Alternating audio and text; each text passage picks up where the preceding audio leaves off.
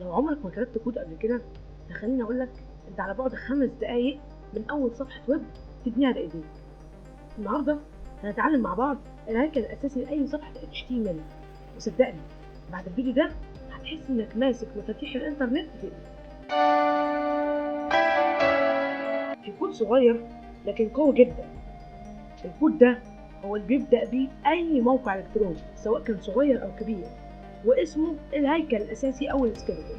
طيب فين الكود ده؟ قول لنا بسرعة. طيب يا عزيزي المشاهد، مش هزعلك، والكود موجود أهو على الشاشة، وكمان هسيبهولك في وصف الفيديو. ويلا بينا نبدأ علشان نفهم بعض. طيب أول حاجة دوك تايب HTML. دوك تايب HTML دي بتستخدم علشان نعرف البراوزر بإصدار HTML. نقول للبراوزر يا براوزر احنا بنستخدم دلوقتي HTML5. تمام؟ طيب هنا في السطر الثاني بنعرف البراوزر ان احنا بنكتب لغة انجليزية، بنقول لانج انجلش EN. طيب في السطر الثالث بدأنا نقول حاجة اسمها هيد وقفلناها اهي، وبدأنا نقول نكتب جواها ميتا، حاجة اسمها ميتا وحاجة اسمها تايتل. الميتا تشارست UTF-8 دي بتقول للبراوزر ان انا عايز اقول لك ايه، ان انت هتكتب اي لغه انت عايزها. يعني انت بتقول للبراوزر انا عايزك تبقى مهيأ انك تستقبل اي لغه. تمام؟ يعني لو كتبت لغه عربيه هيبقى الحروف لازقه في بعضيها وتعرف تقراها، مش هتكون حروف مفرطه. لو كتبت اي لغه هتتقرأ بشكل حلو جدا. ليه؟ لان انت استخدمت ميتا تشارست UTF-8. تمام؟ طيب التايتل ويب تايتل. طب لو احنا خلينا التايتل ده احمد، هقول لك التايتل ده هيظهر فين في الموقع. تمام؟ اول ما نيجي في العرض هوريك. طيب البودي ده اعتبره القلب، ده القلب، والهيد المخ. يعني البودي القلب. ليه سميناه القلب؟ لان هو بيتحكم بكل الحاجات اللي هتظهر في الموقع، في الزراير، في النصوص، في العناوين، في الصور، في الفيديوهات، في الاوديوز، في كل ما تراه الاعين في المواقع. تمام؟ جميل.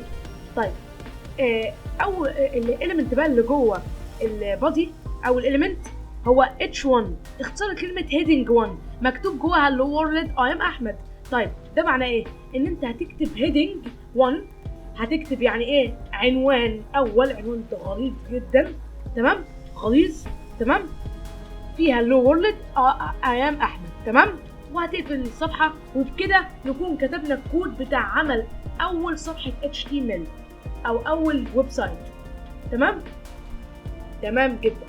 وبكود بسيط زي ده تقدر تبني موقعك.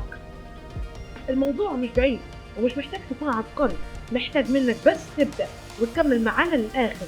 وفي الفيديوهات الجاية هنعرف أكتر وهنكمل في بناء الموقع ده لحد ما يبقى أسطوري بمعنى الكلمة. طيب دلوقتي هقول لك تعمل إيه. افتح أي محرر نصوص، مثلا نوت باد أهو. تعال نجرب مع بعض. هنيجي نفتح نعمل أي ملف اللي هو TXT. تمام؟ ونفتحه ونكتب جواه الكود. طبعا انا يعني مش هقعد اكتب عشان ايه السرعه، فايه انت لازم تقعد تكتبه. يعني الكود اهو. تمام؟ وافتح النوت باد او كنترول دي. تمام؟ واقوم دايس كنترول اس من الكيبورد عشان نسيب الملف. تمام؟ واقوم ايه قافل. حلو. جميل. هنيجي نغير الامتداد بتاع .txt ده، نخليه .html، واسم الملف نخليه اي اسم بقى، انا هسميه احمد مثلا، اي حاجه. تمام؟ وندوس سيف. تمام؟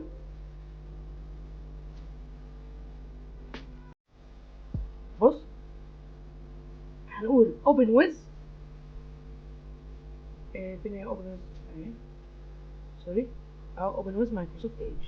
اول ما تفتح مايكروسوفت ايدج فوالا هتلاقي ظهر لك الموقع والتايتل اهو، هو ده اللي انا قلت لك عليه احمد. تمام؟ اهو نرجع هنلاقي التايتل احمد. بص هو ايه التايتل؟ عايز اقول لك ايه، ده بيظهر كمان يعني في النيو تاب. هو بيظهر في النيو تاب يعني فوق اهو. بص في التاب اللي فوق دي. تمام؟ كمان بيظهر لما انت بتيجي تبحث عن الموقع.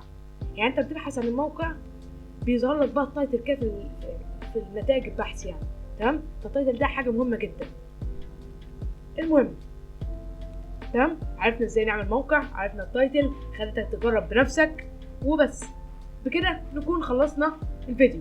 اتمنى ما اكونش طولت عليك، ولو الفيديو ده حمسك انك تخش في عالم الويب اكتر، استناني في الدرس الجاي. هنبدا نكتب الرسوم وعناصر اكتر، ونتكلم عن ال HTML بصوره اكبر.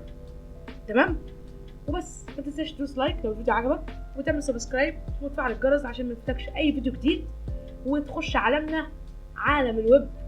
وما تنساش تعمل شير للفيديو ده مع اي حد من اصحابك او اي حد تعرفه نفسه يتعلم الويب. تمام، واكيد هو متشتت، فقول له الكورس ده هيوصلك للنجاح وكورس حلو يعني.